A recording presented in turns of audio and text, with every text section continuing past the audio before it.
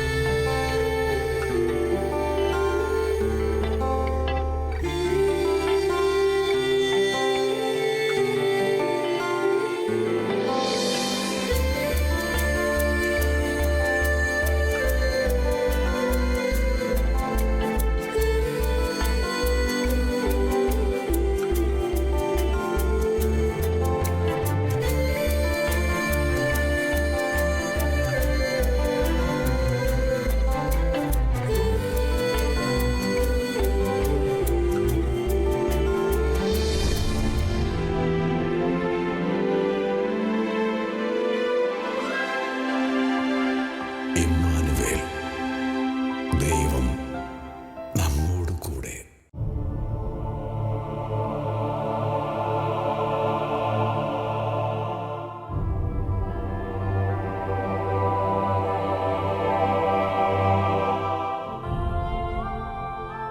ജീവിക്കുന്ന ദൈവം ദിവ്യകാരുണ്യമായി വാഴുന്ന സക്രാരിയിൽ ജീവിതം സമർപ്പിച്ച് അനുഗ്രഹമായി തീർന്ന നിരവധി വ്യക്തികൾ ഇന്നും നമുക്കിടയിൽ കണ്ടെത്താൻ സാധിക്കും. സക്രാരിയെ ഉറ്റുനോക്കി ജീവിതം നയിക്കുവാൻ ഇദ്ദേഹത്തെ പഠിപ്പിച്ചത് സ്വന്തം മാതാപിതാക്കളായിരുന്നു. ഹൃദയങ്ങളിൽ നിന്ന് ഹൃദയങ്ങളിലേക്ക് പകരപ്പെടേണ്ട വിശ്വാസത്തിന്റെ പ്രവർത്തനമുഖരിതമായ അടയാളമാണ് ഇദ്ദേഹത്തിൽ നമുക്ക് ദർശിക്കാൻ സാധിക്കുന്നത്. പ്രിയ സഹോദരരെ, സുഹൃത്തുക്കളെ, കത്തോലിക്ക സഭയിൽ ഒരു ക്രിസ്തീയ കുടുംബത്തിൽ ജനിച്ച് വളരാൻ കഴിഞ്ഞത് ഒരനുഗ്രഹമായി ഞാൻ കരുതുന്നു. ഇരിങ്ങാലക്കുട രൂപതയിൽ മാളയ്ക്കടുത്ത് സെൻറ്റ് തെരേസാസ് കോട്ടക്കൽ ഇടവകാംഗമാണ് ഞങ്ങളുടെ കുടുംബം. എൻ്റെ ഭാര്യ ബേബി. ഞങ്ങളുടെ കല്യാണം കഴിഞ്ഞിട്ട് 33 വർഷം കഴിഞ്ഞിരിക്കുന്നു. ദൈവം 2 മക്കളെ ഞങ്ങൾക്ക് ദാനമായി നൽകി. മൂത്തവൾ അൽഫോൻസ, ഇളയ പുത്രി റോസ്മേരി. ഞങ്ങൾക്ക് 3 പേരക്കുട്ടികളാണ് ഇപ്പോഴുള്ളത്. ഇവിടെ ഇതുവരെയുള്ള ഞങ്ങളുടെ ജീവിതത്തെ പരിശോധിക്കുമ്പോൾ ദൈവം തന്ന നിരവധിയായ അനുഗ്രഹങ്ങൾ നന്ദി പറഞ്ഞാൽ തീരാത്ത അത്രയുണ്ട്. ദൈവത്തിൻ്റെ പരിപാലന ഓരോ ദിവസത്തെയും അനുഭവമാണ്. അർഹതയില്ലാഞ്ഞിട്ടും ഒരുപാട് കാരുണ്യം എന്നോട്, എൻ്റെ കുടുംബത്തോട് നല്ല തമ്പുരാൻ കാണിച്ചിട്ടുണ്ട്. ഇവിടെ ഞങ്ങൾ വന്ന് താമസിക്കാൻ തുടങ്ങിയിട്ട് 22 വർഷം പിന്നിട്ട് കഴിഞ്ഞു. ഞാൻ ജനിച്ചതും വളർന്നതും കൊറ്റനല്ലൂർ എന്ന ഗ്രാമത്തിൽ പട്ടേപ്പാടം എന്ന സ്ഥലത്താണ്. എൻ്റെ ആദ്യത്തെ ഇടവക അവിഭക്ത തൃശ്ശൂർ രൂപതയിൽ മാതാവിൻ്റെ പേരിലുള്ള സെൻറ്റ് മേരീസ് വിളയനാട് എന്ന പള്ളിയായിരുന്നു. അവിടെയാണ് എൻ്റെ പ്രഥമ കൂദാശ സ്വീകരണം, സ്ഥൈര്യലേപനം, വേദോപദേശ പഠനമെല്ലാം നടന്നത്. ആ കാലഘട്ടത്തെക്കുറിച്ച് ഓർക്കുമ്പോൾ എൻ്റെ മാതാപിതാക്കളെ ഞാൻ ഏറെ സ്നേഹത്തോടെ അനുസ്മരിക്കുകയാണ്. സാധാരണ ഒരു കർഷക കുടുംബം. മക്കൾക്ക് വേണ്ടി വളരെയധികം അധ്വാനിച്ച, കഷ്ടപ്പാടുകൾ ഏറ്റുവാങ്ങിയ, വിശ്വാസത്തിൻ്റെ വിത്തുകൾ ഞങ്ങളുടെ ജീവിതത്തിൽ വിതച്ചത് എൻ്റെ മാതാപിതാക്കളായിരുന്നു. സഭയോട് എപ്പോഴും ചേർന്ന് നിൽക്കുന്ന, വൈദികരോട് വളരെ ബഹുമാനം പുലർത്തുന്നവരായിരുന്നു അവർ. അങ്ങനെ തന്നെ ഉള്ള ഒരു പരിശീലനം ഞങ്ങൾക്കും മക്കൾക്കും നൽകുകയുണ്ടായി. അവർ ഭൗതികമായ എല്ലാ സൗകര്യം തന്നു എന്നതിലുപരി അവർ ഞങ്ങൾക്ക് തന്നിട്ടുള്ള ഏറ്റവും വലിയ അനുഗ്രഹം പരിപാലകനായ ദൈവത്തെ അറിയാൻ, ദൈവത്തിൽ ആശ്രയിക്കാനുള്ള ഒരു മാതൃകയാണ്. ഞങ്ങളുടെ കുടുംബത്തിലെ ജീവിതചര്യ ഏതാണ്ട് ഇപ്രകാരമാണ്. സന്ധ്യാപ്രാർത്ഥനയ്ക്ക് ഒരു കാരണവശാലും മുടക്കം വരുത്താൻ പാടില്ല. എപ്പോഴെങ്കിലും പ്രാർത്ഥിച്ചാൽ പോരാ, പള്ളിയിൽ മണിയടിക്കും. ത്രികാല ജപങ്ങൾക്ക് മണിയടിക്കുമ്പോൾ മക്കളെല്ലാം ആ സന്ധ്യാപ്രാർത്ഥനയ്ക്ക് ഒരുമിച്ച് കൂടി നമസ്കാരങ്ങളൊക്കെ ചൊല്ലണം. അപ്പോഴേക്കും മാതാപിതാക്കൾ വരും. കുടുംബ പ്രാർത്ഥനയ്ക്ക് നേതൃത്വം കൊടുക്കുന്നത് അപ്പനാണ്. പ്രാർത്ഥന കഴിയുമ്പോൾ അപ്പൻ്റേതായ കുറേ സ്വയം പ്രേരിത പ്രാർത്ഥനകളുണ്ട്. നല്ല ശബ്ദമാണ് എൻ്റെ അപ്പന്. എന്നാൽ പ്രഭാതത്തിലെ പ്രാർത്ഥനയ്ക്ക് എന്നെ വിളിച്ചുണർത്തിയിരുന്നത് എൻ്റെ അമ്മയാണ്. ചിലപ്പോൾ 4:30-ക്കോ 5 മണിക്കോ ഒക്കെ അമ്മ വിളിച്ച് എണീപ്പിച്ചെന്നിരിക്കും. ഉറക്കം നഷ്ടപ്പെടുന്ന വിഷമമുണ്ടെങ്കിലും അമ്മ നിർബന്ധപൂർവ്വം അങ്ങനെയുള്ള ആത്മീയ പരിശീലനം ചെറുപ്പത്തിലേ നൽകിപ്പോന്നു. കുദാശകളുടെ സ്വീകരണത്തെക്കുറിച്ച് പറയുമ്പോൾ വളരെ അകലെയാണ് ഞങ്ങളുടെ ഇടവകപ്പള്ളി. അനുദിനം ബലിയർപ്പിക്കുക എളുപ്പമുള്ള കാര്യമല്ലായിരുന്നു. ഞായറാഴ്ച കുർബാനയ്ക്ക് ഞങ്ങൾ ഒരുമിച്ച് പോകും. അന്ന് അപ്പൻ്റെ കൂടെയാണ് ഞാൻ പോവുക. എന്നാൽ ശനിയാഴ്ചകളിൽ സ്കൂളില്ലാത്ത ദിവസം അമ്മയാണ് എന്നെ കുർബാനയ്ക്ക് കൊണ്ടുപോവുക. അന്ന് മാതാവിൻ്റെ ദിവസം കൂടിയാണല്ലോ. കുർബാന കഴിഞ്ഞ് നൊവേനയും ഒക്കെ കഴിഞ്ഞ് തിരിച്ചു വരും. പ്രാർത്ഥനയുടെ ഒരു അന്തരീക്ഷം നിലനിർത്താൻ എപ്പോഴും അവർ ശ്രദ്ധിച്ചിരുന്നു. കൂദാശകളുടെ സ്വീകരണത്തിൽ കുമ്പസാരം സഭ പറയുന്നത് ആണ്ടിലൊരിക്കലെങ്കിലും കുമ്പസാരിക്കണം എന്നാണ്. അതൊരു ഔദാര്യപൂർവ്വം സഭ പറയുന്നതാണ്. പക്ഷേ ഗാർഹിക സഭയിൽ അമ്മ പറയുന്നത് കൊല്ലത്തിൽ 3 വട്ടം കുമ്പസാരിക്കണം എന്നാണ്. അത് നോമ്പുകാലത്ത്, വലിയ നോമ്പുകാലത്ത്, വലിയ ആഴ്ചയിൽ, ക്രിസ്മസിന് മുൻപ്, പിന്നെ സെപ്റ്റംബർ മാസത്തിൽ എന്താണ് പ്രത്യേകത? ആ മാസത്തിലാണ് ഞാൻ ജനിച്ചത്. ഇപ്പോൾ ബർത്ത്ഡേക്ക് മുൻപ് കുമ്പസാരിച്ച് കുർബാന സ്വീകരിക്കുക എന്നുള്ളത് അമ്മയുടെ നിർബന്ധമാണ്. അതൊരു ശൈലിയായിട്ട് ഇന്നും തുടരുന്നു. എല്ലാ അനുഗ്രഹങ്ങൾക്കും നന്ദി പറയുന്ന, സങ്കടങ്ങളോ കഷ്ടതകളോ ഉണ്ടാകുമ്പോൾ കണ്ണുനീരോടെ കരങ്ങളുയർത്തി പ്രാർത്ഥിക്കുന്ന എൻ്റെ മാതാപിതാക്കളെ ഞാൻ കണ്ടിട്ടുണ്ട്. കൃഷിക്കാരായതുകൊണ്ട് നല്ല വിളവുണ്ടായാൽ, ധാരാളം തേങ്ങ ലഭിച്ചാൽ എല്ലാം അവർ പ്രാർത്ഥനയ്ക്കിടയിൽ ദൈവത്തിന് നന്ദി പറയും. ഒരു ചെറിയ വിഹിതം പള്ളിക്ക് കൊടുക്കുന്നത് ഞാൻ കണ്ടിട്ടുണ്ട്. അത് താൽക്കാലികമുണ്ടാകുന്ന ലാഭങ്ങളാണ്. എന്നാൽ അവർ സ്ഥിരമായി നന്ദി പറഞ്ഞൊരു കാര്യമുണ്ട്. എൻ്റെ മാതാപിതാക്കൾക്ക് ആകെ 6 മക്കളാണ് ജനിച്ചത്. എനിക്ക് മൂത്തത് 5 സഹോദരിമാർ. ഒരു കുഞ്ഞുപെങ്ങൾ നേരത്തെ മരിച്ചു പോയിരുന്നു. ഒരു മകനെ കിട്ടണമെന്നുള്ള ആഗ്രഹം അവർക്കുണ്ടായിരുന്നിരിക്കണം. അവർ നിരന്തരമായി പ്രാർത്ഥിക്കുകയും പരിശ്രമിക്കുകയും ചെയ്തു. അങ്ങനെയാണത്രേ ഞാൻ ജനിച്ചത്. എന്നെക്കുറിച്ച് അവർ നിരന്തരം നന്ദി പറയുന്നത് കേട്ടാണ് ഞാൻ വളർന്നിട്ടുള്ളത്. പ്രാർത്ഥനയ്ക്കിടയിൽ, സ്വയം പ്രേരിത പ്രാർത്ഥനയിൽ, കർത്താവെ ഈ മകനെ തന്നതിനോർത്ത് നിനക്ക് നന്ദി പറയുന്നു, ഒരു അപകടം കൂടാതെ നീ അവനെ കാത്തുകൊള്ളണേ എന്ന് അവർ പലപ്പോഴും പറയും. ഈ വാക്കുകൾ കേൾക്കുമ്പോൾ അതെന്നെ എത്രമാത്രം മാനസികമായും ആത്മീയമായും വളർത്തി എന്ന്, എൻ്റെ വ്യക്തിത്വത്തെ എത്രമാത്രം വികസിച്ചു എന്ന് പറഞ്ഞാൽ അറിയില്ല. ഈ കാലഘട്ടത്തിൽ നമ്മുടെ പല മക്കൾക്കും നഷ്ടപ്പെടുന്നത് ഈ വളർത്തുന്ന വാക്കുകളാണ്. അനുഗ്രഹങ്ങൾക്ക് നന്ദി പറയുക മാത്രമല്ല, സങ്കടങ്ങളുണ്ടാകുമ്പോൾ കർത്താവെ കൈവിടരുന്ന കണ്ണുനീരോടെ പ്രാർത്ഥിക്കുന്ന സാഹചര്യം. ഇങ്ങനെ ദൈവത്തിൽ ആശ്രയിക്കുന്ന സാധാരണക്കാരായ എൻ്റെ മാതാപിതാക്കൾ അവരുടെ ജീവിതത്തിൽ ഇടപെട്ട, ദൈവം ഉത്തരം നൽകിയ ഒരു സംഭവം എൻ്റെ ഓർമ്മയിൽ വരികയാണ്. അന്ന് എനിക്ക് 3-4 വയസ്സ് പ്രായം. സ്കൂളിൽ ചേർന്നിട്ടില്ല. അപ്പന് അധ്വാനിച്ച് നടന്നിരുന്ന അപ്പന് പെട്ടെന്ന് മാരകമായ രോഗം വരികയാണ്. മരണാസന്നനായി. അന്ന് അധികം ആശുപത്രികളില്ല. തൃശ്ശൂരിൽ ജൂബിലി മിഷൻ ആശുപത്രിയിൽ ചികിത്സയിൽ കിടക്കുക.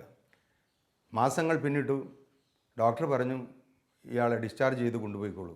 രോഗം മാറിയിട്ടല്ല, ഒരാൾ മരിക്കുകയാണെങ്കിൽ വീട്ടിൽ കിടന്ന് മരിക്കുകയാണല്ലോ കുറച്ചുകൂടി നല്ലത് എന്നതാണ് സ്ഥിതി. അങ്ങനെ മരണാസന്നനായി അപ്പൻ തിരിച്ചു വരികയാണ്. അപ്പൻ്റെ ബന്ധുക്കളും നമ്മുടെ നാട്ടുകാരും ഒക്കെ സ്നേഹമുള്ള ആളുകൾ തന്നെയാണ്. അപ്പോൾ ഡോക്ടർ പറഞ്ഞതനുസരിച്ച് അപ്പൻ അധികം നാളില്ല, മരിച്ചേക്കാം. മരണാനന്തര കർമ്മങ്ങൾ എങ്ങനെ നടത്തണമെന്നൊക്കെ അവർ ചർച്ച ചെയ്യുന്നത് ഞങ്ങളുടെ ശ്രദ്ധയിൽപ്പെട്ടു. എന്നാൽ ആ ദിവസങ്ങളിൽ അമ്മ കണ്ണുനീരോടെ ഇങ്ങനെ കർത്താവിനോട് പ്രാർത്ഥിക്കുന്നത് എനിക്കെന്നും ഓർമ്മയുണ്ട്. ഒരു മകളെ പോലും കല്യാണം കഴിച്ചു കൊടുത്തിട്ടില്ല. ഞാൻ എന്ത് ചെയ്യും കർത്താവേ? മൂത്ത മകളുടെയെങ്കിലും കല്യാണം കഴിഞ്ഞാൽ ഒരു മരുമകൻ ആൺതുണയായിട്ട് വരും. അതാണ് ആ സാധുസ്ത്രീയുടെ അന്നത്തെ മനസ്സ്. അങ്ങനെയുള്ള ആ പ്രാർത്ഥന ദൈവം എങ്ങനെ കേട്ടു? എങ്ങനെയാണ് ദൈവം ഇടപെട്ട് ഞങ്ങളുടെ കുടുംബത്തോട് കാരുണ്യം കാണിച്ചത്? അത് ഇപ്രകാരമാണ്. അന്ന് ആരോഗ്യത്തിന് യാതൊരു തകരാറുമില്ലാത്ത ഞങ്ങളുടെ ബന്ധുക്കളിൽ ചിലരും, നാട്ടുകാരിൽ പലരും ഇതാ മരണപ്പെടുകയും അവിടെയെല്ലാം ശവസംസ്കാരത്തിന് ഞാൻ മാത്രമല്ല എൻ്റെ അപ്പനും കൂടി പോവുകയും ചെയ്തു. അപ്പൻ മരിച്ചില്ലെന്ന് മാത്രമല്ല, നീണ്ട 87 വർഷം വരെ ഈ ലോകത്തിൽ ജീവിക്കുക. 2001 മെയ് മാസത്തിലാണ് അപ്പൻ മരണം മൂലം ഈ ലോകത്തോട് വിട പറയുന്നത്. ഇതിനിടയ്ക്ക് 4 സഹോദരിമാരുടെ കല്യാണം അപ്പൻ തന്നെ നടത്തുകയാണ്. അത്രമാത്രം മക്കളെ സ്നേഹിച്ച ഉത്തരവാദിത്തമുള്ളൊരു മനുഷ്യനായിരുന്നു എൻ്റെ അപ്പൻ. അപ്പൻ ആയുസ്സോടെ ഇരിക്കുക, ആ 18 പേരക്കുട്ടികളെ കാണുക. എനിക്ക് സർക്കാരിൽ ദൈവകൃപയിൽ ഒരു ജോലി കിട്ടി, പോലീസ് ഡിപ്പാർട്ട്മെൻറ്റിലായിരുന്നു. എൻ്റെ കല്യാണം കഴിഞ്ഞു, ഞങ്ങൾക്ക് 2 മക്കൾ. അതെല്ലാം കണ്ടിട്ടാണ് അപ്പൻ ഈ ലോകത്തോട് വിട പറയുന്നത്. അപ്പൻ മരിച്ച് 4 വർഷം കഴിഞ്ഞിട്ട് അമ്മയും മരിക്കുകയാണ്. അപ്പോൾ മക്കളെ സ്നേഹിക്കുന്ന, മക്കൾക്ക് വേണ്ടി ഏറ്റവും വലിയ സമ്പാദ്യം, നിന്നെ സംരക്ഷിക്കാനൊരു ദൈവമുണ്ട്. എൻ്റെ അമ്മ പറയുന്നത് ഞാൻ ഇപ്പോഴും ഓർക്കും. മക്കളെ, ഞങ്ങളൊക്കെ മരിച്ചു പോകും. നിനക്കൊരിക്കലും മരിക്കാത്തൊരപ്പനും അമ്മയുണ്ട്. ആ അപ്പനും അമ്മയുമാണ് ദൈവം. അപ്പോൾ ദൈവത്തെ അറിയാനും സ്നേഹിക്കാനും ദൈവത്തിൽ ആശ്രയിക്കാനും പഠിപ്പിച്ച മാതാപിതാക്കളെ നന്ദിപൂർവ്വം ദൈവസന്നിധിയിൽ ഞാൻ ഓർക്കുകയാണ്. ഇവിടെ ഒരു കാര്യമുണ്ട്. ദൈവത്തിൽ ആശ്രയിക്കുമ്പോഴും കഷ്ടതയുണ്ടാകും, കണ്ണുനീരുണ്ടാകും, സഹനങ്ങളൊക്കെ ഉണ്ടാകും. എന്നാൽ തന്നെ സ്നേഹിക്കുന്നവർക്ക്, തൻ്റെ പദ്ധതിക്കായിട്ട് വിളിക്കപ്പെട്ടവർക്ക് ദൈവം എല്ലാം നന്മയ്ക്കായിട്ട് പരിണമിപ്പിക്കുന്നു എന്നുള്ള വചനം ഞങ്ങളുടെ കുടുംബത്തിൽ അന്വർത്ഥമാകുന്നതാണ് കണ്ടത്.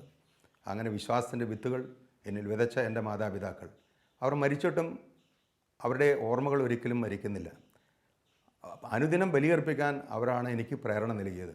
ഇന്നും വിശുദ്ധ കുർബാനയ്ക്ക് പോകുമ്പോൾ പൂർവ്വപിതാക്കന്മാരെ അനുസ്മരിച്ച് നമ്മൾ പ്രാർത്ഥിക്കാറുണ്ടല്ലോ. അബ്രാഹത്തിൻ്റെയും ഇസഹാക്കിൻ്റെയും യാക്കോബിൻ്റെയും ദൈവമേ, ആരാധനായ രാജാവെ, അങ്ങയുടെ പക്കലേക്ക്. ഞാൻ അവരോട് കൂടെ, ഞാൻ ആ പൂർവ്വപിതാക്കന്മാരെ ഒന്നും കണ്ടിട്ടില്ല, പക്ഷേ ഒട്ടും കുറയാത്ത വിശ്വാസം വെച്ച് പുലർത്തിയിരുന്ന എൻ്റെ അപ്പനെ അമ്മയെ ഓർത്തിട്ട് ഞാൻ ഇങ്ങനെ പ്രാർത്ഥിക്കും. അബ്രാഹത്തിൻ്റെയും ഇസഹാക്കിൻ്റെയും യാക്കോബിൻ്റെയും മാത്രമല്ല, അങ്ങിൽ ആശ്രയിച്ച് പ്രാർത്ഥിച്ച എൻ്റെ അപ്പൻ്റെയും അമ്മയുടെയും ദൈവമേ, അങ്ങയുടെ സന്നിധിയിലേക്ക്. ഇന്ന് അവരെ സംസ്കരിച്ച സ്ഥലത്ത് ഞാൻ ഇടയ്ക്ക് പോയി അവരെ സന്ദർശിക്കും. ഒരു ആത്മഭാഷണം ഞാൻ അവരോട് നടത്തും. എൻ്റെ കാര്യം പറയുന്നില്ലേ? അവർ ദൈവത്തിരുസന്നിധിയിൽ ഉണ്ടെന്നും എനിക്ക് വേണ്ടി മാധ്യസ്ഥം യാചിക്കുന്നുണ്ടെന്നും ഞാൻ ഉറച്ച് വിശ്വസിക്കുകയാണ്. അപ്പോൾ മരിച്ചാലും മരിക്കാതെ മക്കളുടെ മനസ്സിൽ ഒരു ഓർമ്മയായി ഒരു ഉയർത്തെഴുന്നേൽപ്പ് സാധ്യമാണെന്ന് എൻ്റെ മാതാപിതാക്കളുടെ ജീവിതം എന്നെ ഓർമ്മിപ്പിക്കുന്നു. ശക്തമായ ആത്മീയ പരിശീലനത്തിൽ വളർന്നു വന്നതുകൊണ്ട് തന്നെ പ്രാർത്ഥനയും വിശുദ്ധ ബലിയും ഈ ജീവിതത്തിന്റെ ഭാഗമായി മാറിയിരുന്നു. ദേവാലയം അന്വേഷിച്ചു നടക്കുന്ന ജീവിതത്തിന്റെ അനുദിന ആവശ്യങ്ങളെ ദൈവം നേടിക്കൊടുത്ത അനുഭവങ്ങളും ഈ ജീവിതത്തിൽ നിരവധി. വിശ്വാസവും വിശുദ്ധ കുർബാനയും ജോലി മേഖലയിൽ ശക്തിയായി മാറിയ അനുഭവങ്ങളുടെ ഓർമ്മകളിലൂടെ കടന്നു പോവുകയാണ് ഇദ്ദേഹം. സുഹൃത്തുക്കളെ, പൈതൃകമായി എങ്ങനെ വിശ്വാസം പകർന്നു കിട്ടിയെന്ന്, ക്രിസ്തീയ ജീവിതത്തിന് മാതാപിതാക്കൾ എങ്ങനെ മാതൃക നൽകിയെന്ന് ഞാൻ പറഞ്ഞു. എന്നാൽ അത് എങ്ങനെ എൻ്റെ വ്യക്തി ജീവിതത്തെ ബാധിച്ചു, യേശുക്രിസ്തുവിലുള്ള എൻ്റെ വിശ്വാസത്തിന് എങ്ങനെ വേരുകളുണ്ടായി എന്ന് ഞാൻ പങ്കുവയ്ക്കാം. അത് എൻ്റെ പഠന കാലഘട്ടവും ജോലിയുമായി ബന്ധപ്പെട്ട് കിടക്കുന്നു. പ്രാഥമിക വിദ്യാഭ്യാസത്തിന് ശേഷം തുടർന്ന് പഠിക്കാൻ അകലെയുള്ള ഒരു സർക്കാർ സ്കൂളിലാണ് ഞാൻ പോയത്. നടവറമ്പ് ഭാഗത്ത് ഒരു ഹയർ സെക്കൻഡറി സ്കൂളുണ്ട്. കിലോമീറ്ററുകളോളം നടന്നു വേണം അവിടെ പോകാൻ. ഞാനൊരു ആവറേജ് സ്റ്റുഡൻ്റ് ആയിരുന്നു. വീട്ടിൽ ട്യൂഷനോ പറഞ്ഞു തരാൻ ആരോ ഇല്ലാത്തൊരു സാഹചര്യം.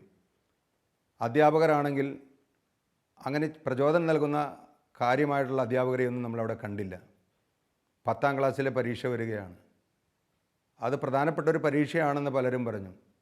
എനിക്ക് കഴിയാവുന്നത് ഒക്കെ ഞാൻ പരിശ്രമിച്ചു. പരീക്ഷ അടുത്ത് വരുമ്പോഴേക്കും ഒരു വല്ലാത്ത ഉത്കണ്ഠ.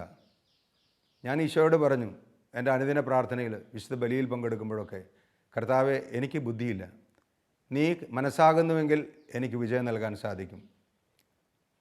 പ്രത്യാശയോടെ പരീക്ഷ എഴുതി. അന്നെല്ലാം പത്രങ്ങളിൽ റിസൾട്ട് വരുന്ന കാലമാണ്. റിസൾട്ട് വന്ന അന്ന് ഞാൻ എൻ്റെ വീട്ടിലുണ്ടായിരുന്നില്ല. എൻ്റെ ചില സുഹൃത്തുക്കൾ വിളിച്ചാണ് പറഞ്ഞത്, ആ നാട്ടിൽ അപൂർവം ചില വിദ്യാർത്ഥികളാണ് 10ാം ക്ലാസ് പാസ്സായത്, അതിൽ ഞാനും ഉൾപ്പെട്ടിരുന്നു. പലരും എന്നെ അഭിനന്ദിച്ചു. പക്ഷേ എനിക്ക് ഒരു കാര്യം ഉറപ്പായിരുന്നു, ഈ വിജയം കർത്താവ് നൽകിയ വിജയമാണ്. തുടർന്ന് അന്ന് മുതൽ ഒരു പ്രത്യുപകാരം, ഒരു ഉപകാരസ്മരണ എന്നുള്ള നിലയ്ക്ക് ഞാനൊരു കാര്യം ചെയ്തു. കുടുംബ പ്രാർത്ഥന കൂടാതെ ഒരു ജപമാല അഡീഷണലായിട്ട് ചൊല്ലുക. അത് തുടർന്നു, ഇന്നും തുടരുന്നു എന്നുള്ളതാണ് പ്രധാനപ്പെട്ട കാര്യം. KKTM കോളേജിലാണ് തുടർന്ന് +2 പഠിക്കുന്നത്. അന്നത്തെ പ്രീ ഡിഗ്രി ഇംഗ്ലീഷ് അധ്യയന മാധ്യമമായിരുന്നു. പുതിയൊരു അന്തരീക്ഷം. ഞാൻ അവിടെ 2 കൊല്ലം പഠിക്കുകയാണ്. 60 പേരുണ്ടായിരുന്നു ഞങ്ങളുടെ ബാച്ചിൽ. 10ാം ക്ലാസ്സിൽ സംഭവിച്ചത് തന്നെ പ്രീ ഡിഗ്രിക്കും സംഭവിക്കുകയാണ്. പരീക്ഷ അടുത്തപ്പോൾ ഞാൻ ഈശോയോട് പറഞ്ഞു, ഈശോയെ, നീ എല്ലാം അറിയുന്നവനാണ്, നീ എന്നെ സഹായിക്കണം. പരീക്ഷയുടെ ഫലം വന്നപ്പോൾ 60 പേരിൽ ആകെ 9 കുട്ടികൾ മാത്രമാണ് ആ വർഷം ആ പ്രീ ഡിഗ്രി ഞങ്ങളുടെ ബാച്ചിൽ നിന്ന് ജയിക്കുന്നത്. അതിൽ ഞാനും ഉൾപ്പെട്ടിരുന്നു. ഞാനെൻ്റെ ദൈവത്തിന് വീണ്ടും നന്ദി പറയുകയാണ്. സുഹൃത്തുക്കളെ, എന്നാൽ ഒരു സങ്കടമുണ്ടായിരുന്നു. എന്നോടൊപ്പം പഠിച്ച് പാസ്സായ 8 പേരും തുടർന്ന് പഠിക്കുമ്പോൾ വീട്ടിലെ സാമ്പത്തിക സ്ഥിതി, അന്ന് എല്ലാ സഹോദരിമാരുടെയും കല്യാണം കഴിഞ്ഞിട്ടില്ലായിരുന്നു. അപ്പൻ എന്നോട് പറഞ്ഞു, മോനെ, നീ തുടർന്ന് എന്തെങ്കിലും ഒരു ജോലി കണ്ടെത്ത്, എന്നിട്ട് തുടർന്ന് പഠിക്കും. അത് ചെറിയൊരു പ്രയാസമുണ്ടായിരുന്നെങ്കിലും അത്രമാത്രം കഠിനാധ്വാനം ചെയ്യുന്ന മക്കൾക്ക് വേണ്ടി നിലകൊള്ളുന്ന അപ്പൻ്റെ വാക്കുകൾ ഞാൻ മനസ്സിൽ സ്വീകരിച്ചു. തുടർന്ന് ഒരു ജോലി അന്വേഷിച്ച് ഒരുപാട് അലഞ്ഞു. അന്ന് കരിയർ ഗൈഡൻസോ ജോലിക്കുള്ള സാഹചര്യങ്ങളോ വളരെ കുറവായിരുന്നു. അവസാനം എൻ്റെ ഒരു അടുത്ത സുഹൃത്ത് അദ്ദേഹത്തിൻ്റെ സഹായത്താൽ എറണാകുളത്തെ ഒരു പട്ടണത്തിൽ എനിക്കൊരു ജോലി ശരിപ്പെടുത്തിയിട്ടുണ്ടെന്ന് പറഞ്ഞു. ഞാൻ എവിടേക്കാണ് പോകുന്നത്, എന്ത് ജോലിക്കാണ് പോകുന്നതെന്ന് എൻ്റെ മാതാപിതാക്കൾക്കോ എനിക്കും അറിഞ്ഞുകൂടായിരുന്നു. ഞാൻ ജോലിക്കായിട്ട് പുറപ്പെട്ടപ്പോൾ എൻ്റെ അമ്മ ഒരു കാര്യം എന്നോട് പറഞ്ഞു, ഇന്നു മുതൽ നീ വീട്ടിലുണ്ടാവില്ല, കുടുംബ പ്രാർത്ഥനയ്ക്ക് നീ ഇല്ലാതെ വരുന്നത് സങ്കടമാണ്. അതുകൊണ്ട് നീ എവിടെ പോയാലും ഒരു ജപമാല ചൊല്ലണം.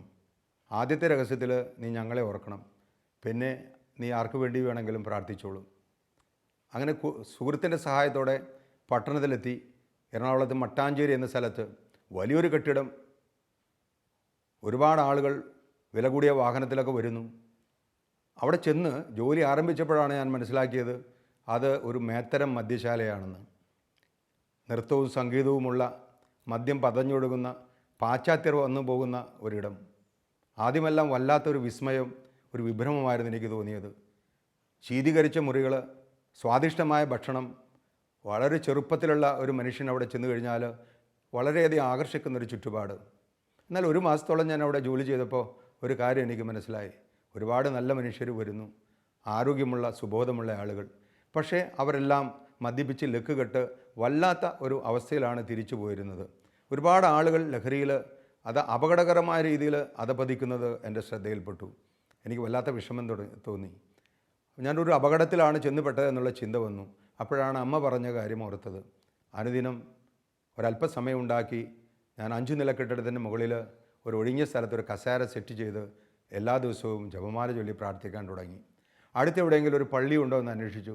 അവിടെ ആദ്യം അന്വേഷിച്ചപ്പോൾ ഫോർട്ട് കൊച്ചി വരെ പോയാൽ കുർബാനയ്ക്ക് ഇടയ്ക്കൊക്കെ പങ്കെടുക്കാൻ കഴിയുമെന്ന് കരുതി. സാധിക്കുന്ന ദിവസങ്ങളെല്ലാം ബലിയർപ്പണം, അനുദിന ജപമാല. ആ മദ്യശാലയിൽ ജോലി ചെയ്യുമ്പോൾ ഞാനത് തുടങ്ങി. അവിടുത്തെ ജീവിതം വളരെ പ്രയാസമായിട്ട് തോന്നിയപ്പോൾ ഒരു ചെറിയ ഭ്രാന്താലയത്തിൻ്റെ അന്തരീക്ഷം. ഞാൻ ഈശോയോട് പറഞ്ഞു, കർത്താവേ, എനിക്കൊരു നല്ല ജോലി തരണം, എങ്ങനെയെങ്കിലും ഈ ഭ്രാന്താലയത്തിൽ നിന്ന് രക്ഷപ്പെടണം. 5 കൊല്ലം ഞാനവിടെ അധ്വാനിക്കേണ്ടി വന്നു. പക്ഷേ നിരന്തരമായ പ്രാർത്ഥനയും കഠിനമായ പരിശ്രമവും. ഞാൻ ഇവിടെ PSCയുടെ ഒരു ടെസ്റ്റ്, 1-2 ടെസ്റ്റുകൾ എഴുതി.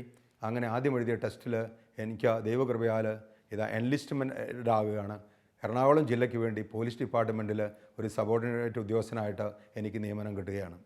നീണ്ട 5 വർഷം അവിടെ ഞാൻ ആ മദ്യശാലയിൽ ജോലി ചെയ്തപ്പോൾ നിരവധി മനുഷ്യർ നാനാതരത്തിൽ ലഹരിശീലത്തിൽ നശിക്കുന്നത് ഞാൻ കണ്ടു. പക്ഷേ ഒരു കാര്യം വലിയ സന്തോഷത്തോടെ, നന്ദിയോടെ ഞാൻ ഓർക്കുകയാണ്. അനുദിനമുള്ള പ്രാർത്ഥനയും സാധിക്കുന്ന സമയങ്ങളിലുള്ള ബലിയർപ്പണവും ആ വിനാശത്തിൻ്റെ താഴ്വരയിൽ ഇതാ ഞാൻ ചെലവഴിച്ചപ്പോഴും വിശ്വാസം പിടിയാതെ എൻ്റെ വിശ്വാസമനുസരിച്ച് വിശുദ്ധിയോടെ ജീവിക്കാനുള്ള വലിയ കൃപ എനിക്ക് ലഭിച്ചത് ഈ ആത്മീയ പരിശീലനം കൊണ്ടാണെന്ന് ഞാൻ ഉറച്ചു വിശ്വസിക്കുകയാണ്. മാത്രമല്ല, ഞാൻ കുടിച്ചാൽ ഇതുപോലെ നശിക്കുമെന്നുള്ള ചിന്ത, ഒരു കാരണവശാലും മദ്യപിക്കരുത്, പുകവലിക്കരുതെന്നുള്ള ഉറച്ച തീരുമാനം അങ്ങനെയാണ് ഞാൻ എടുത്തത്. അങ്ങനെ വലിയ സന്തോഷത്തോടെ പോലീസിൽ ജോലി കിട്ടി. ഒരുപാട് ആളുകൾ എന്നെ അഭിനന്ദിച്ചു. അങ്ങനെ പരിശീലനത്തിനായിട്ട് പോവുകയാണ്. പരിശീലനത്തിനായിട്ട് പോയപ്പോൾ എന്നെപ്പോലെ ഒരുപാട് ആളുകൾ 9 ജില്ലയിൽ നിന്ന് 600ഓളം പേര് മലപ്പുറത്ത് പാണ്ടിക്കാട് എന്നുള്ള ഒരു ട്രെയിനിങ് ക്യാമ്പിൽ, MSPക്കാരുടെ ട്രെയിനിങ് ക്യാമ്പിലാണ് ഞങ്ങൾക്ക് പരിശീലനം ഉണ്ടായത്. ഒരു സങ്കടമുള്ളത്, ഇതാ കഠിനമായ പരിശീലനം മണിക്കൂറുകൾ നീങ്ങും, ഞായറാഴ്ച മാത്രമേ പോകാൻ സാധിക്കൂ. അപ്പോൾ ഇടയ്ക്കിടയ്ക്ക് ദിവ്യബലിയിൽ പങ്കെടുക്കാൻ പറ്റാത്തൊരു സാഹചര്യമുണ്ട്. പക്ഷേ ഒരു കാര്യം ഉറപ്പ്, എത്ര ക്ഷീണമുണ്ടെങ്കിലും വൈകുന്നേരങ്ങളിൽ ഒരു അല്പസമയം കണ്ടെത്തി ഒറ്റയ്ക്ക് ഇതാ വലിയ ഗ്രൗണ്ടിൻ്റെ ഒഴിഞ്ഞ മൂലയിൽ പോയി ജപമാല ചൊല്ലുന്ന ആ പതിവ് ഞാൻ തുടർന്നു. ഞായറാഴ്ച എന്തായാലും ഒഴിവാണല്ലോ. അപ്പോൾ എല്ലാവരും ആ ഒരാഴ്ചയിലത് സങ്കടവും കഷ്ടപ്പാടും ഒക്കെ തീർക്കാൻ അകലങ്ങളിൽ പോയി മദ്യശാലകളിൽ കയറുക, സിനിമ കാണുക. അങ്ങനെ നടക്കുമ്പോൾ ഞാനും ഏതാനും ചില സുഹൃത്തുക്കളും അവിടെ നിന്നും കിലോമീറ്ററുകളും സഞ്ചരിച്ചാൽ കരുവാരക്കുണ്ട് എന്ന് പറയുന്ന സ്ഥലത്ത് ഒരു ദേവാലയമുണ്ടെന്നറിഞ്ഞു. അവിടെ കുർബാനയ്ക്ക് പോയി ആ ഒരാഴ്ചയിലെ സങ്കടങ്ങളും ദുഃഖങ്ങളും ക്ലേശങ്ങളുമെല്ലാം അർത്താലയിൽ ഇറക്കി വെച്ചിട്ട് അടുത്ത ഒരാഴ്ചയ്ക്ക് വേണ്ടിയുള്ള ഊർജ്ജവും പ്രത്യാശയും സംഭരിച്ച് തിരിച്ചു പോരുകയാണ്. എനിക്ക് തോന്നുന്നു ആ സഹനപർവം എന്ന കണക്കിനുള്ള പരിശീലനം പൂർത്തിയാക്കാൻ ഈ വിശ്വാസവും വിശുദ്ധ കുർബാനയുടെ പങ്കാളിത്തവും ഒട്ടേറെ എന്നെ സഹായിച്ചിട്ടുണ്ട്. പിന്നീട് പരിശീലനം പൂർത്തിയാക്കി എറണാകുളം ജില്ലയിൽ തിരിച്ചെത്തി. തൃപ്പൂണിത്തറ, എറണാകുളം, കളമശ്ശേരി, ആലുവ തുടങ്ങിയ സ്റ്റേഷനുകളിലെല്ലാം ജോലി ചെയ്തതിന് ശേഷമാണ് തൃശ്ശൂർ ജില്ലയിലേക്ക് വരുന്നത്. 31 കൊല്ലം ജോലി ചെയ്യുന്നതിനിടയ്ക്ക് എവിടെയൊക്കെ ട്രാൻസ്ഫർ ആയിട്ടുണ്ടോ ആദ്യം അന്വേഷിക്കുക അടുത്തൊരു ദേവാലയമുണ്ടോ എന്നാണ്. സാധിക്കുന്ന ദിവസങ്ങളിലെല്ലാം ഒരു വിശുദ്ധ ബലിയെ അർപ്പിച്ചുകൊണ്ട് ജീവിതം തുടങ്ങുക. ഒരുപാട് സങ്കീർണതയുള്ള പോലീസ് ഡിപ്പാർട്ട്മെൻറ്റ്, അസത്യവും അർദ്ധസത്യവും തിന്മകളുമെല്ലാം തേർവാഴ്ച നടത്തുന്ന സ്ഥലത്തും എൻ്റെ വിശ്വാസമനുസരിച്ച് ജീവിക്കാൻ അനുദിന ബലിയിലുള്ള പങ്കാളിത്തം എന്നെ ഒരുപാട് സഹായിച്ചിട്ടുണ്ട്. ഇപ്പോൾ റിട്ടയർ ചെയ്തതിന് ശേഷം ഇന്ന് അനുദിനം ബലിയർപ്പിക്കാനൊരു സാഹചര്യം എൻ്റെ അടുത്ത പള്ളിയിൽ ദിവസവും 2 കുർബാനയുണ്ട്. ഇന്ന് ഒരു ദിവസം ബലിയില്ലാത്ത ജീവിതം എനിക്ക് ചിന്തിക്കാൻ പോലും കഴിയില്ല. ആഴ്ചയിൽ ഒരിക്കൽ ബലിയർപ്പിക്കുന്നവരാണ് നമ്മുടെ സഭയിലെ മക്കളിൽ ബഹുഭൂരിപക്ഷവും. Part of the week. ഇന്ന് എൻ്റെ അനുഭവം ഇതാണ്. അത് പോരാ, അത് നമ്മുടെ ഹാർട്ടായി മാറണം. ഓരോ ദിവസവും ബലി അർപ്പിച്ചുകൊണ്ട് തുടങ്ങും. അതിൻ്റെ വ്യത്യാസം നമ്മുടെ ജീവിതത്തിലുണ്ടാകും. അപ്പോൾ എൻ്റെ ശക്തിക്കും ബുദ്ധിക്കും അതീതമായി, എൻ്റെ കഴിവുകൾക്ക് ഉപരിയായി ഈ വിശുദ്ധ കുർബാന എന്നെ ഒരുപാട് വിശുദ്ധീകരിക്കുകയും ശക്തിപ്പെടുത്തുകയും എൻ്റെ ജീവിതത്തിലെ പ്രതിസന്ധികളെ നേരിടാൻ ഒരുപാട് കരുത്ത് നൽകുകയും ചെയ്തു എന്നുള്ളത് എൻ്റെ വ്യക്തിപരമായൊരു അനുഭവമാണ്. ഈ അനുഭവം ഞാൻ ഒരുപാട് ആളുകളോട് പങ്കുവെക്കുന്നു. അവിടെ ആ വിശുദ്ധ കുർബാനയിൽ എങ്ങനെയാണ് ക്രിസ്തു എൻ്റെ സ്നേഹിതനായത്, എന്നെ വഴി നടത്തുന്നത്, എന്നെ തിരുത്തുന്നത്, ഞാൻ തളരുമ്പോൾ എന്നെ താങ്ങുന്നത്, എൻ്റെ കൂടെ നടന്നുകൊണ്ട് ഞാൻ ഒറ്റയ്ക്കല്ല, ഈശോ എൻ്റെ കൂടെ ഉണ്ടെന്നുള്ള ബോധ്യം നൽകുന്നത്. ഈ അനുഭവത്തിനെയാണ് ദൈവം നമ്മോടുകൂടെ, അല്ലെങ്കിൽ ഇമ്മാനുവൽ എന്നുള്ള ആ വലിയ പദം അന്വർത്ഥമാക്കുന്നത് എന്ന് ഞാൻ വിശ്വസിക്കുന്നു. അനുദിനം ദൈവം വഴി നടത്തുന്ന നിരവധി അനുഭവങ്ങൾ ഈ ജീവിതത്തിന് സ്വന്തമാണ്. അനുദിന ബലിയിലൂടെ ഈശോ കൂടെയുണ്ട് എന്ന അനുഭവം ഇദ്ദേഹത്തിന് മുതൽക്കൂട്ടായിരുന്നു. സന്തോഷത്തെയും സങ്കടത്തെയും ഒരുപോലെ സ്വീകരിച്ച് ജീവിതം മുമ്പോട്ട് കൊണ്ടുപോകുവാൻ ദിവ്യബലി സഹായകമായി എന്ന് ഇദ്ദേഹം നമ്മോട് പങ്കുവയ്ക്കുന്നു. സുഹൃത്തുക്കളെ, വിശുദ്ധ കുർബാന ഇല്ലാത്ത ഒരു ദിവസത്തെക്കുറിച്ച് ഇന്ന് ചിന്തിക്കാൻ പോലും കഴിയില്ല എന്ന് ഞാൻ പറഞ്ഞു. അതൊരു വസ്തുതയാണ്. അനുദിന ബലിയർപ്പണം എൻ്റെ ജീവിതത്തിൽ വരുത്തിയ വലിയ സ്വാധീനത്തെക്കുറിച്ചും മാറ്റങ്ങളെക്കുറിച്ചും ഞാൻ നിങ്ങളുമായിട്ട് പങ്കുവയ്ക്കാം. മാനുഷികമായി പറഞ്ഞാൽ നമ്മുടെ ജീവിതത്തിൽ പലപ്പോഴും പല മനുഷ്യരുമായിട്ട് അഭിപ്രായ വ്യത്യാസങ്ങളും ഭിന്നതകളൊക്കെ ഉണ്ടാകാൻ സാധ്യതയുണ്ട്. എൻ്റെ ജീവിതത്തിലും അങ്ങനെ തന്നെ. ഞാൻ പോലീസിൽ ജോലി ചെയ്യുമ്പോൾ ചില ദിവസങ്ങളിൽ ഭാര്യ പറയും, ഇന്നലെ ബസ്സിൽ പോയപ്പോൾ മോശമായി പെരുമാറിയ കണ്ടക്ടർ അല്ലെങ്കിൽ ആ ജോലിക്കാർ, അവിടെ നമ്പറൊക്കെ കുറിച്ച് ഭാര്യ എൻ്റെ കയ്യിൽ കൊണ്ടുതരും. പോലീസ് ഉദ്യോഗസ്ഥനാണല്ലോ, എന്തെങ്കിലും നടപടി എടുക്കുമെന്ന് കരുതിയിട്ടാണ് തരുന്നത്. അതെൻ്റെ പോക്കറ്റിൽ കിടക്കുന്നുണ്ടാകും. എന്നാൽ ബലിയർപ്പണത്തിന് പള്ളിയിലേക്ക് കയറുന്നതിന് മുൻപ് എൻ്റെ ഉള്ളിലിരുന്നുകൊണ്ട് ഈശോ പറയും, നീ ബലിയർപ്പിക്കാൻ വരുന്നതിന് മുൻപ് ആരോടെങ്കിലും ശത്രുതയുണ്ടെങ്കിൽ അനുരഞ്ജനപ്പെട്ടിട്ട് ഇങ്ങോട്ട് വന്നാൽ മതി. അനുരഞ്ജനം കൂടാതെ ബലിയില്ല. ഞാൻ ആ ബലിയിൽ കടന്നു വന്നുകൊണ്ട് പ്രാർത്ഥിക്കും, കർത്താവേ, ആ മനുഷ്യർക്ക് ഒരു മാനസാന്തരം കൊടുക്കണം, അവരോട് ക്ഷമിക്കാൻ എൻ്റെ ഭാര്യയ്ക്ക് നല്ല മനസ്സ് കൊടുക്കണം. ഒരാളോട് ശത്രുതയില്ലാതെ ജീവിക്കാൻ, ആർക്കെതിരെയും ഒരു പ്രതികാരമില്ലാതെ ജീവിക്കാൻ വിശുദ്ധ കുർബാന എന്നെ നിരന്തരം സഹായിക്കുന്നുണ്ട്. അയൽപക്കവുമായിട്ട് ചില അഭിപ്രായ വ്യത്യാസങ്ങളുണ്ടാകും. ആരെങ്കിലും സംസാരിക്കാതിരിക്കുക വലിയ സങ്കടമാണ്. കുർബാനയ്ക്ക് വരുമ്പോൾ അങ്ങനെയുള്ള ആളുകളുടെ അരികത്ത് പോയി നിൽക്കും. പരസ്പരം സമാധാനം ആശംസിക്കുന്ന ഘട്ടത്തിൽ ഉള്ളിൽ അനുരഞ്ജനം നടക്കാത്ത വ്യക്തികളാണെങ്കിൽ അവരകന്നു പോകും. ഞാൻ ഈശോയോട് പറയും, കർത്താവേ, എനിക്ക് നീയുമായിട്ടുള്ള ബന്ധം വളരെ പ്രിയപ്പെട്ടതാണ്. സഹോദരനെ വെറുത്തുകൊണ്ട് എങ്ങനെയാണ് എനിക്ക് നീയുമായിട്ട് ബന്ധപ്പെടാൻ സാധിക്കുക? അവരുമായിട്ട് അനുരഞ്ജനപ്പെടാനായിട്ട് നീ എനിക്കൊരു അവസരം തരണം. നിരന്തരം പ്രാർത്ഥിച്ചാൽ ഏതാനും നാളുകൾക്കകത്ത് ആ മനുഷ്യർ, അങ്ങനെയുള്ള ആളുകളെ സുഹൃത്തുക്കളാക്കാനുള്ള ഒരു വലിയ വരം ഈ വിശുദ്ധ കുർബാനയിൽ നിന്ന് എനിക്ക് ലഭിക്കുന്ന വലിയ ഒരുപാട് അനുഭവങ്ങൾ എനിക്കുണ്ട്.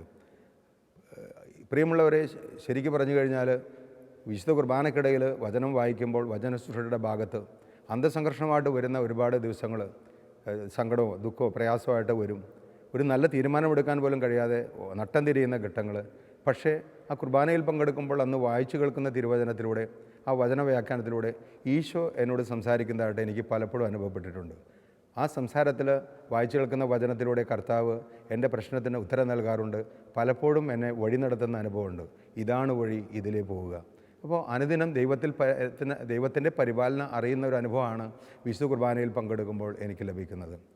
പലപ്പോഴും ഈ വിശുദ്ധ കുർബാനയിൽ പങ്കെടുക്കുമ്പോൾ ഈശോ എൻ്റെ കൂടെ ഉണ്ടെന്നുള്ള ഒരു അനുഭവം എനിക്കുണ്ടാവാറുണ്ട്.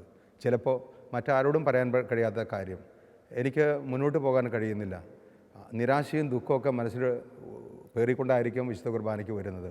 എന്നാൽ ദൈവ ഐക്യ ശുശ്രൂഷ, വിശ്വാസപൂർവ്വം ബലിയിൽ പങ്കെടുത്ത് ഈശോയെ സ്വീകരിക്കുന്ന നിമിഷമുണ്ടല്ലോ, അവൻ അപ്പത്തിൻ്റെ രൂപത്തിൽ എൻ്റെ ഉള്ളിൽ കടന്നു വരുമ്പോൾ എൻ്റെ മനസ്സിൽ ഇങ്ങനൊരു ചിന്തയുണ്ടാവും. ഈശോ എന്നോട് പറയുന്നത് പോലെ തോന്നും, നീ എന്തിനാ വിഷമിക്കണേ, ഞാൻ നിൻ്റെ കൂടെയുണ്ട്. ഈ പ്രപഞ്ചം സൃഷ്ടിച്ചവൻ സർവശക്തനായ ദൈവം എൻ്റെ ഉള്ളിൽ വരാൻ വേണ്ടി ഇത്രമാത്രം ചെറുതായി ഒരു ഒസിയോളം ചെറുതായിട്ട് എളിമപ്പെട്ട എൻ്റെ ഉള്ളിൽ വരിക, എൻ്റെ കൂടെ ദൈവമുണ്ടെന്നുള്ള ബോധ്യം വരുമ്പോഴും തീർച്ചയായിട്ടും എനിക്ക് വല്ലാത്തൊരു ധൈര്യമാണ്. ദൈവം നമ്മുടെ പക്ഷത്തുണ്ടെങ്കിൽ ആര് നമുക്ക് എതിര് നിൽക്കും? നേരിടുന്ന പ്രതിസന്ധി രോഗമാകട്ടെ, സാമ്പത്തിക പ്രതിസന്ധി ആകട്ടെ, മറ്റുള്ളവരുടെ അടിസ്ഥാനമില്ലാത്ത ആരോപണമാകട്ടെ, അത് നേരിടാനുള്ള വലിയൊരു കരുത്ത് വിശുദ്ധ കുർബാനയിൽ നിന്ന് ലഭിക്കുന്ന ഒരു അനുഭവം ഉണ്ടായിട്ടുണ്ട്. പലപ്പോഴും ആ സമാപന പ്രാർത്ഥന, ആ സമയത്ത് മുട്ടുകുത്തി ശ്രാട്ടാംഗം പ്രണമിച്ച് വിശുദ്ധീകരണത്തിൻ്റെ ബലിയുടമേ സ്വസ്തി എന്ന് തുടങ്ങുമ്പോൾ എനിക്ക് ഒരു കാര്യം തിരിച്ചറിയുന്നു. ഇനിയൊരു ബലിയർപ്പിക്കാൻ ഞാൻ വരുമോ ഇല്ലയോ എന്ന് എനിക്കറിഞ്ഞുകൂടാ. അത് എൻ്റെ ജീവിതത്തിൽ എന്നും സംഭവിക്കാവുന്ന കാര്യമാണ്. അപ്പോൾ ഈ ലോകത്തിലെ ജീവിതം വളരെ നൈമിഷികമാണെന്നും എപ്പോൾ വേണമെങ്കിലും മരണം കടന്നു വന്ന് എൻ്റെ ശരീരം ഉപേക്ഷിച്ച് എൻ്റെ ആത്മാവിനെ ദൈവ തിരുസന്നിധിയിൽ സമർപ്പിക്കേണ്ടതെന്നുള്ള ബോധ്യം ഓരോ ദിവസവും ബലിയർപ്പണം എനിക്ക് ബോധ്യം നൽകുകയാണ്. അപ്പോൾ മാത്സര്യമോ ഭിന്നതയോ കൂടാതെ പദാർത്ഥപരമായ കെട്ടുപാടുകളില്ലാതെ ജീവിക്കാൻ, ഓരോ ദിവസവും കർത്താവിൻ്റെ പരിപാലന അറിഞ്ഞ് ജീവിക്കാൻ ബലിയുടെ തുടക്കം മുതൽ ഒടുക്കം വരെ ഹൃദയപരമാർത്ഥതയോടെ പങ്കെടുക്കുന്ന എനിക്ക് മാത്രമല്ല ഏതൊരു വ്യക്തിക്കും സാധിക്കുമെന്നാണ് എനിക്ക് ഉള്ള ഉത്തമ ബോധ്യം. അപ്പോൾ ഇന്ന് ഈശോ എൻ്റെ കൂടെയുണ്ടെന്ന് പറയുമ്പോൾ ഇതാണ് നമുക്ക് കിട്ടിയിട്ടുള്ള വലിയ വാഗ്ദാനം. നിങ്ങൾ അനാഥരല്ല, ദൈവം നമ്മോടുകൂടെ, ഇമ്മാനുവേൽ. അപ്പോൾ ദൈവമായിട്ടുള്ള സമാനത മാറ്റിവെച്ച് മണ്ണിൽ പിറന്ന് മനുഷ്യനിൽ ഒരുവനായി പാപമൊഴിച്ച് നമുക്ക് സമനായ ഈശോ, നമ്മുടെ സുഹൃത്ത്, നമ്മുടെ നാഥൻ, രക്ഷകൻ, നമ്മുടെ ദൈവം, കൂടെ നടക്കുന്നവൻ എന്ന് പറയുമ്പോൾ ജീവിതത്തിൽ എന്തു തന്നെ വന്നാലും പൗലോസിലെ പറഞ്ഞതുപോലെ എനിക്ക് ജീവിതം ക്രിസ്തുവും മരണം നേട്ടവും അത്രേ. മരണത്തെപ്പോലും ഭയമില്ലാതെ പ്രത്യാശയോടെ നേരിടാൻ ക്രിസ്തുവിൽ വിശ്വസിക്കുന്ന ഒരാൾക്ക് സാധിക്കും. യേശു ക്രിസ്തുവിൽ വിശ്വസിക്കുന്നവർ പ്രത്യാശയിൽ ജീവിക്കുമെന്നുള്ള തിരുവചനം അങ്ങനെ അന്വർത്ഥമാകുകയാണ്. ഇതെൻ്റെ വ്യക്തിപരമായൊരു അനുഭവമാണ്.